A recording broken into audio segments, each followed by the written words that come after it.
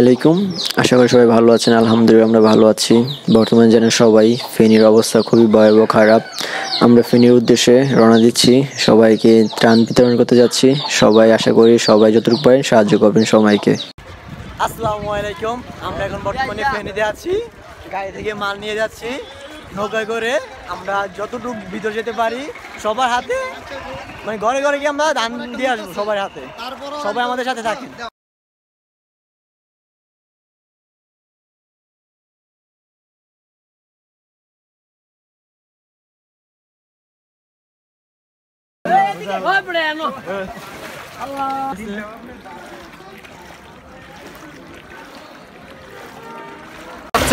খাবার পাচ্ছে না, খাবারের জন্য হাহাকার করতেছে।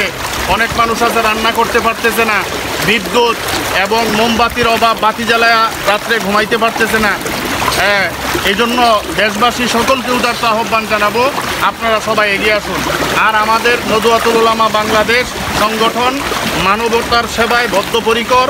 নদওয়াতুল উলামা বাংলাদেশ পাশে থাকবে এবং আমাদের এখানের ভিতরে আমাদের সম্মানিত সিনিয়র সহসভাপতি মাওলানা সোহরাব হোসেন খুলনাবী হাফিজাহুল্লাহ আমাদের মাঝে উপস্থিত আছেন এবং আমি অদম উপস্থিত আছি। মানুষের কষ্ট দেখে আমাদের নদওয়াতুল উলামা বাংলাদেশ সহ্য করতে পারে নাই, সেজন্য আমরা এখানে উপস্থিত হয়েছি। যে কোনো সংগঠনে আছেন সকলকে উদারত আহ্বান করব, আপনারা সকলেই অন্তত পক্ষে এই বানবাসী মানুষের পক্ষে দাঁড়ান। এবং যে এলাকাগুলোতে বন্যা হয় নাই ওই এলাকার মানুষ অনেক শান্তিতে আছে। আপনারা দেখেন যে বন্যাত্মদের কত কষ্ট, কত দুর্যোগ, বানবাসী মানুষের কত কষ্ট, কত দুর্যোগ। আমি দেশবাসীর সকলকে উদারত আহ্বান জানাবো যে এই দেশবাসী মানুষের পাশে দাঁড়ানোর উদ্যোগ।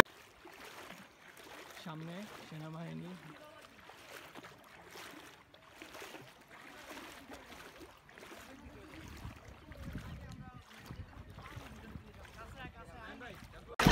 আসসালামু আলাইকুম। আপনারা সবাই বর্তমান দেখতেছেন ফেনীর অবস্থা কতটুকু ভয়াবহ জানি। যত সামনে আগাচ্ছি তত পানি বাড়তেছে।